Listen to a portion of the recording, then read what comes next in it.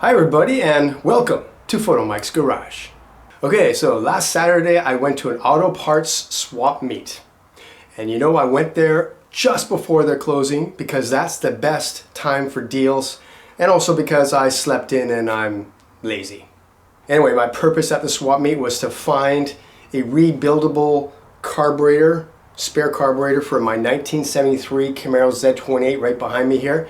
And I was looking for a carburetor with vacuum secondaries so I could get better gas mileage on this car, because I got a double pumper in there right now and it just sucks down the gas. So I was thinking vacuum secondaries would be the way to go. I was also looking for a carburetor with down leg boosters because I believe they atomize the fuel better. My double pumper has straight leg, and like I said, gas mileage is terrible.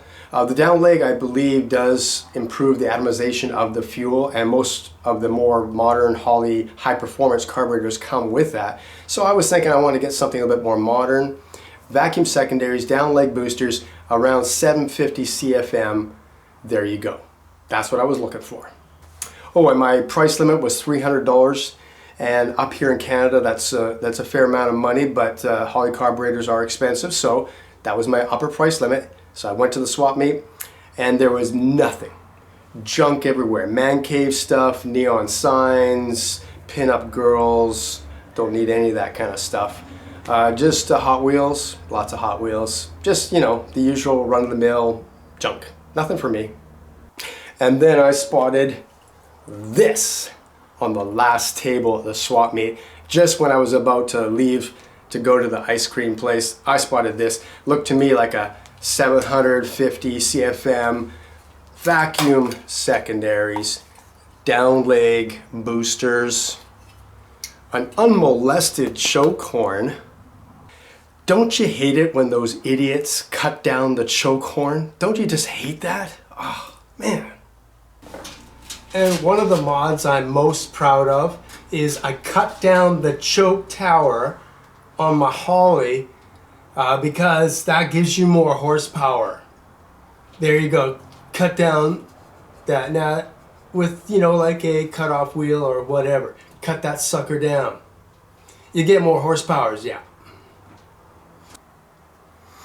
Anyway, the seller fella comes over and asks me if I'm interested. Now I'm sly here, so I say, actually, I'm looking for one of those Edelbrooks. You got one of those?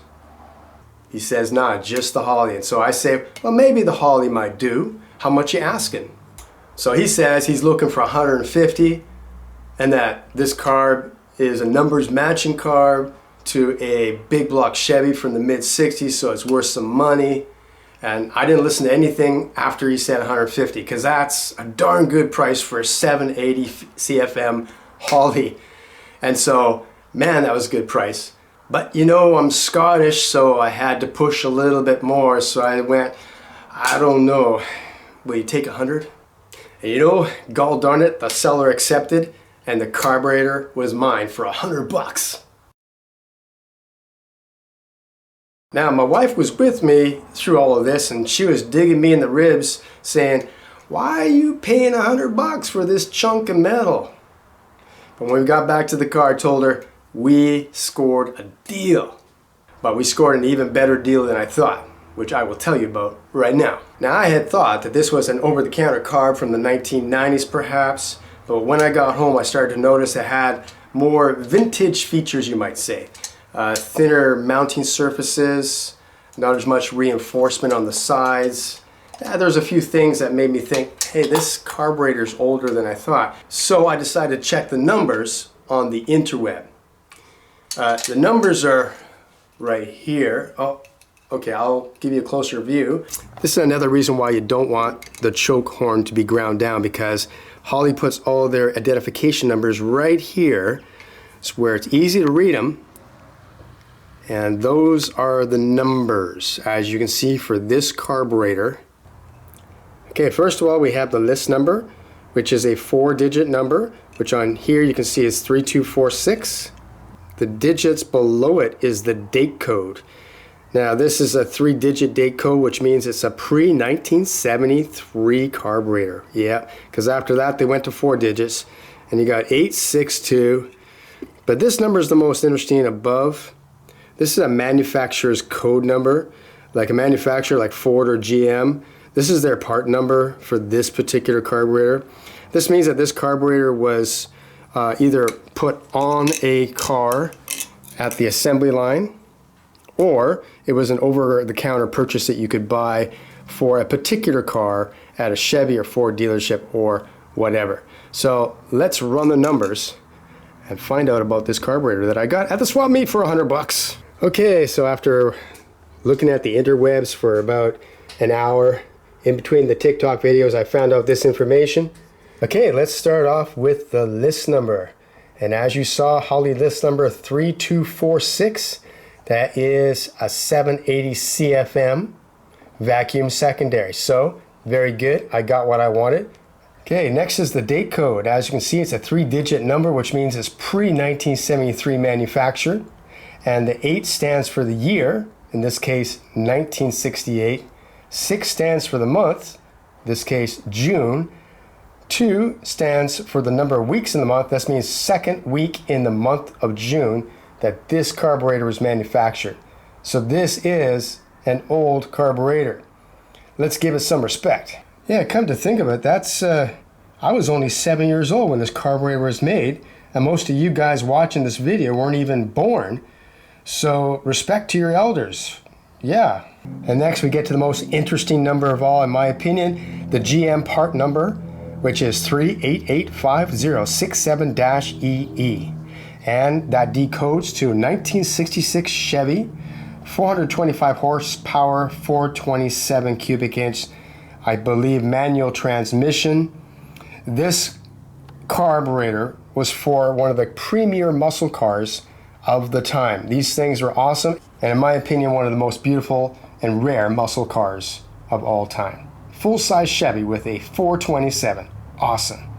All right, so as you can see, a very interesting catch at the swap meet, this Holley. And on one hand, it may not be that good because it's an older vintage type Holley, so it may not operate as well, may not be as efficient as the newer ones, because after all, Holley has made steady small improvements to these carburetors over the years. On the other hand, because I have 2 hands, this might be valuable to a restore. If you had a 427, 425 horsepower, which is very rare, how many of those around? Not many. You might want this list number, this carburetor. If you're going to take the car to a show and try and get some trophies, you might need this number on the horn in order to get full points, to do a full nut and bolt restoration to perfection, to original. Somebody might want this carburetor, so it might be valuable. How valuable is it?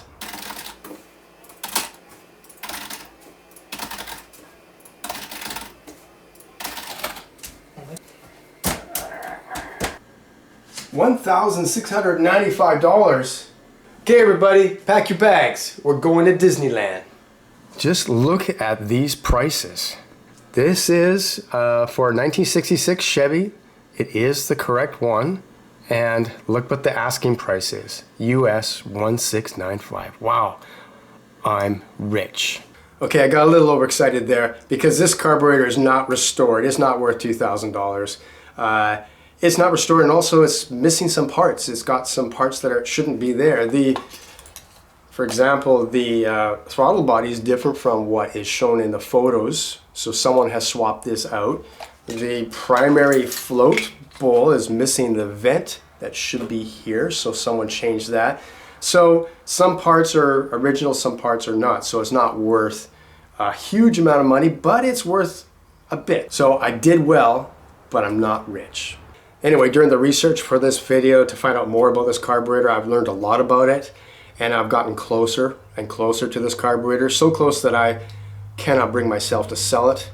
I'm going to rebuild this carburetor and put it on my Camaro and use it as it was meant to be, but it is just plain cool to know that this is a 1968 carburetor that was part of the muscle car era and that was meant to be on a 425 horsepower big block Chevy, and may have been on a 425 horsepower big block Chevy at one point in its life. But right now, it's cool to have a part of the history of muscle cars and to put it on my my muscle car right there. Anyway, thanks for watching Photomikes Garage. I will see you next time. I'm gonna rebuild you. I'm gonna make you better.